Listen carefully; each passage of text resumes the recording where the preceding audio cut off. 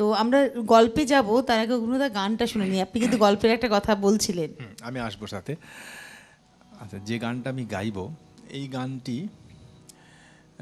স্বরলিপিতে তালবদ্ধ থাকলেও সুচিত্রাদির রেকর্ড আছে তাল ছাড়া। এবং এই গানটি আমি গাইছি এই কারণে যে আমাদের যেমন রিচুয়ালস আছে, রিচুয়ালসের মধ্যে বিয়েটা তো একটা অত্যন্ত উল্লেখযোগ্য ঘটনা। সেইখানে দাঁড়িয়ে এই ফেস্টিভ্যালে আমাদের রবীন্দ্রনাথের অনেক আনুষ্ঠানিক পর্যায়ের অনেক গান আছে যেখানে নানান ধরনের চিত্র উঠে আসে। তা এখানে একটা আশীর্বাদ সূচক ব্যাপার রয়েছে সমস্তটা। এত অসাধারণ গানটা গেয়েছিলেন উনি।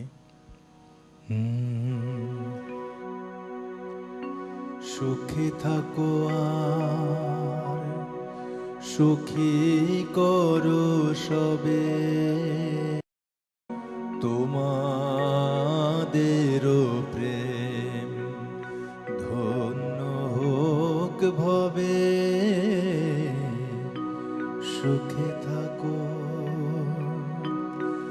মঙ্গলের পথে থেকো নিরন্তর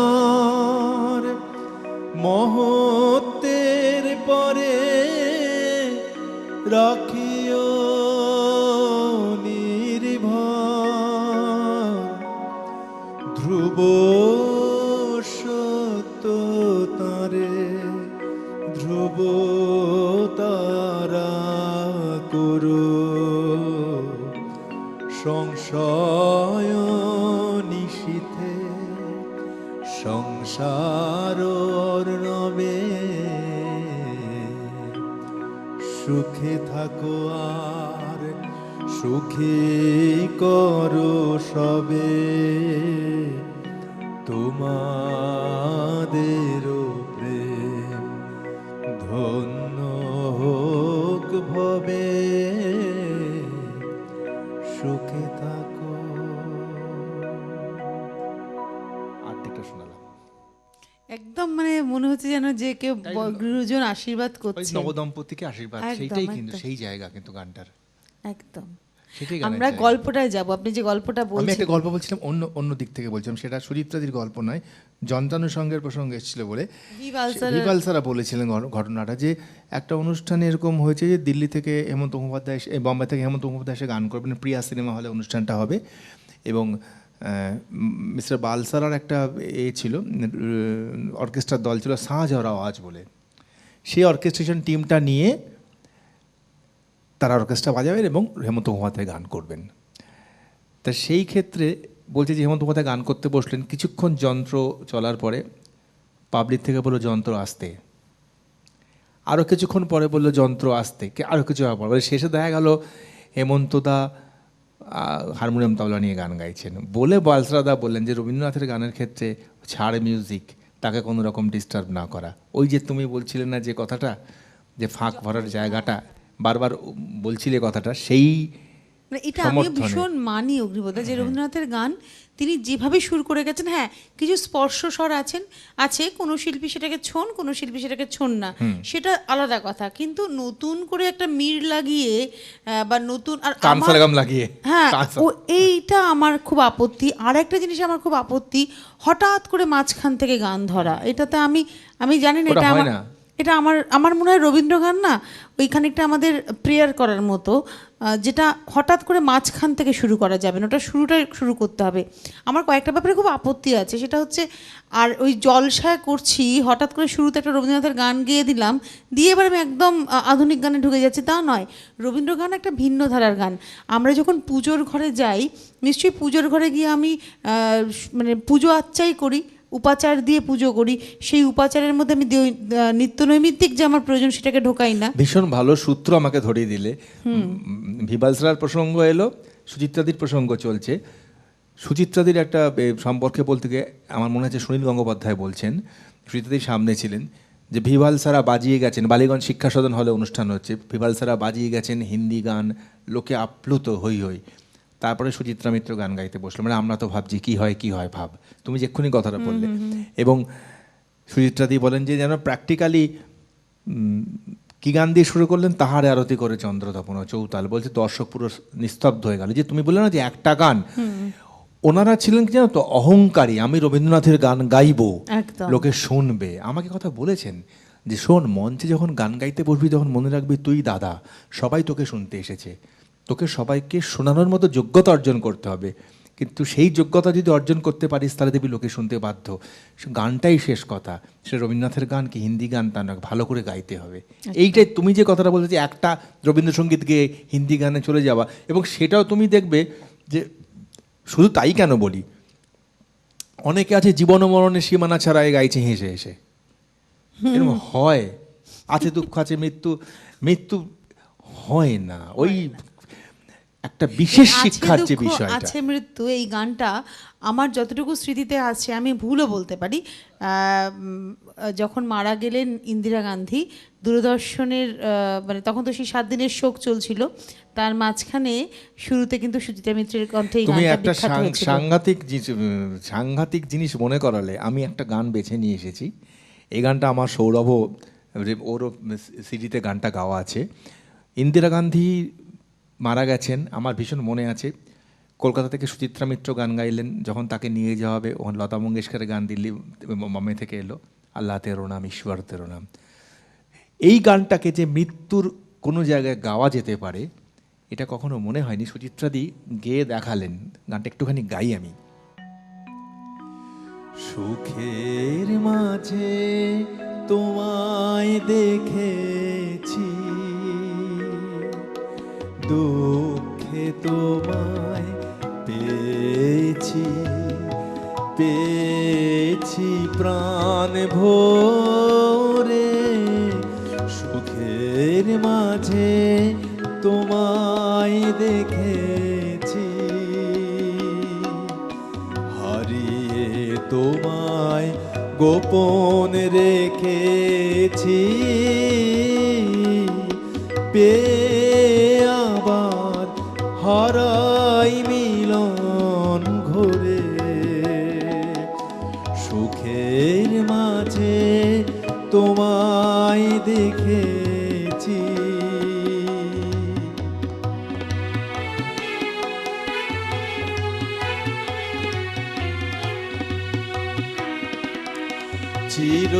চিরজীবন আমার বিনা তারে তোমার আঘাত লাগলো, আঘাত লাগলো বারে বারে।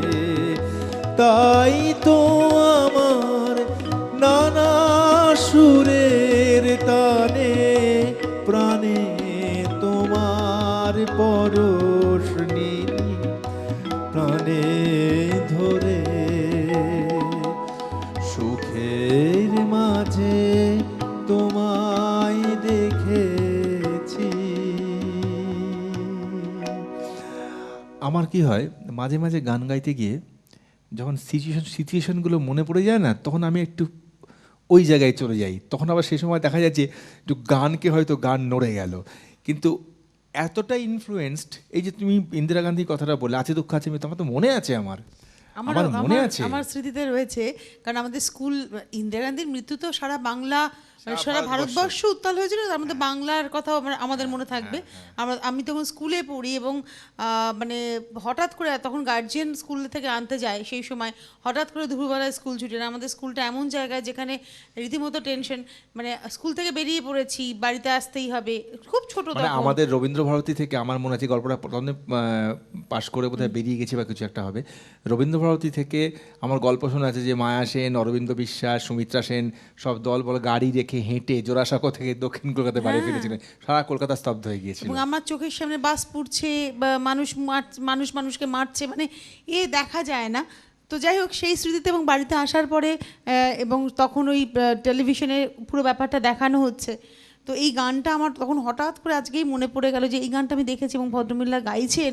আমরা তখন না কাঁদছেন, আমাদের বাড়িতে সবাই, মা, কাকিমা, জেঠিমা, সবাই চোখ দিয়ে তাদের জল। কারণ ইন্দিরা গান্ধী যে শুধু রাজনৈতিক নেত্রী, তার একটা রাজনৈতিক ব্যক্তিত্ব তা তো নয়, ভারতবর্ষের একটা প্রতিমূর্তি।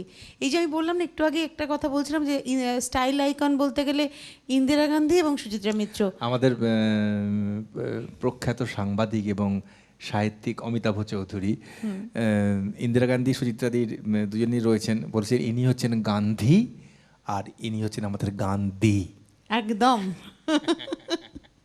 ধূর্যশ্রী প্রসাদ মুখোপাধ্যায় কিন্তু খুব সুন্দর করে বলেছেন যে রবীন্দ্রনাথের গানের সেরা শিল্পী হচ্ছেন সুচিত্রা মিত্র। তার গান পরিবেশনের ক্ষেত্রে যে সাবলীলতা, তার মধ্যে কোনো গোঁজামিল নেই।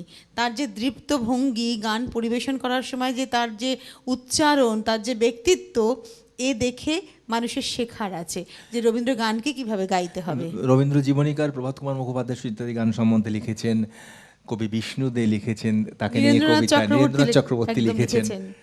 আমি নীরেন্দ্রনাথ চক্রবর্তীর কবিতার একটা পাঠ করে শোনাবো, নিশ্চয়ই, কিন্তু এখন একটা গান শুনে নেবো মাঝখানে। গীতাঞ্জলির একটা গান শোনাই। সুচিত্রাদি গানটা খুব গাইতেন। ওই আসন্তলের, ওই আসন্তলের মাটির পরে লুটিয়ে রব, ওই আসন্তলের, ওই আসন্তলের তোমার চরণ ধুলায় ধুলায় ধূসর হব, ওই আসন্তলের।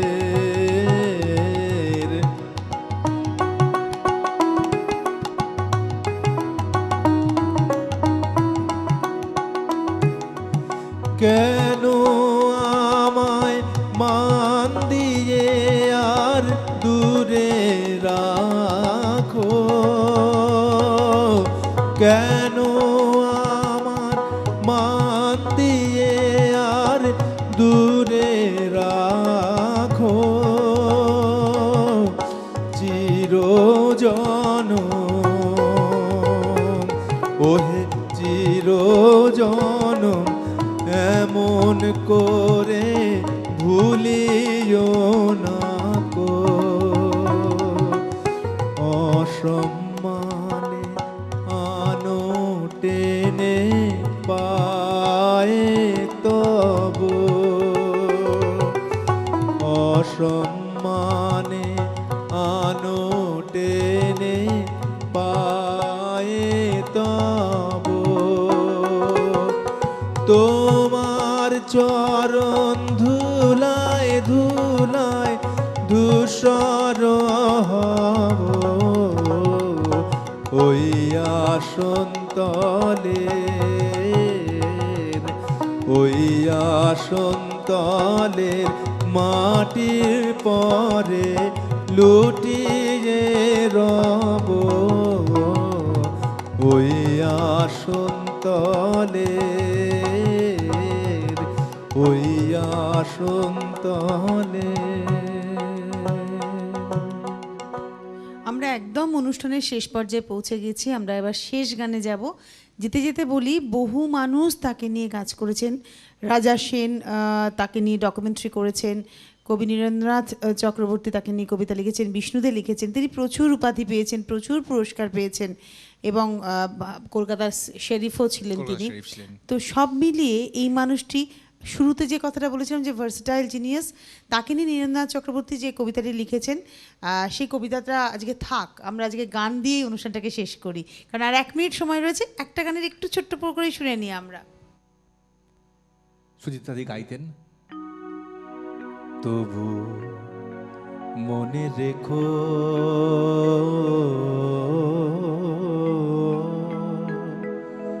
তবু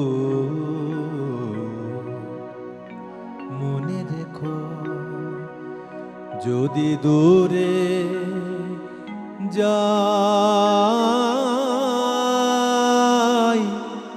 চলে, তবু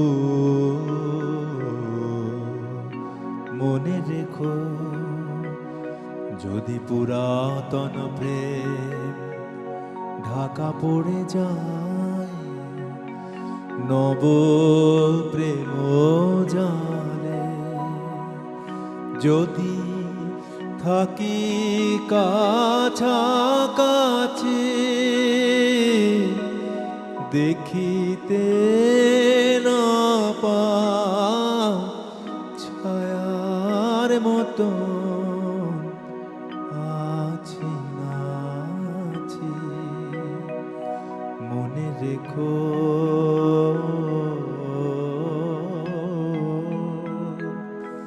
তো